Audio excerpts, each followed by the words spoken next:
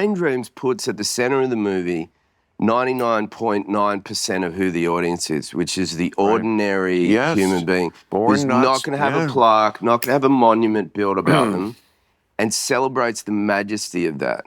Now, what I have noticed too is that young people who haven't experienced, it's not about age, I mean, young people can experience devastating loss. Generally, the people who haven't experienced any of the real blows that knock you to your knees in life see the film as quite sad. People who have experienced loss or some kind of grief see the film as quite hopeful, because what it does is also show you the power of rebirth and regrowth. And as Clint, the director, like a forest.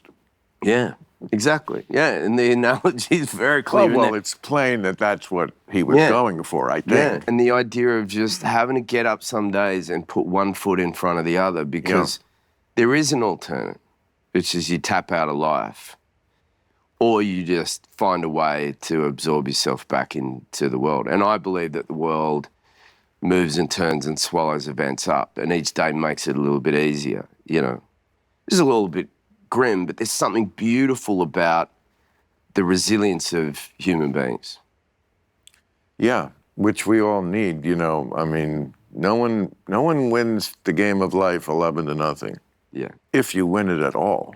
Yeah. And there's so much suffering right now, and it's so relative. I have days where I'm like, I grumble about this and that, and then the perspective of life, obviously.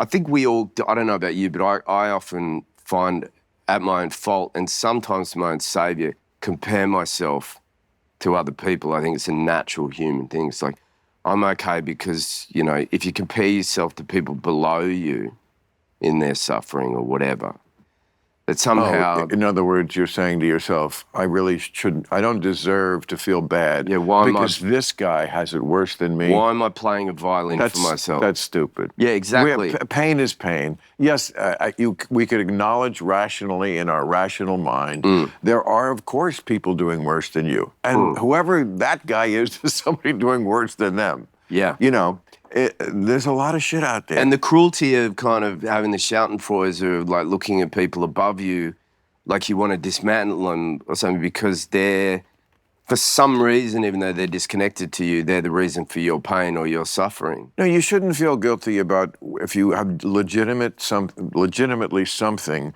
to feel bad about, and we all do in this game of life.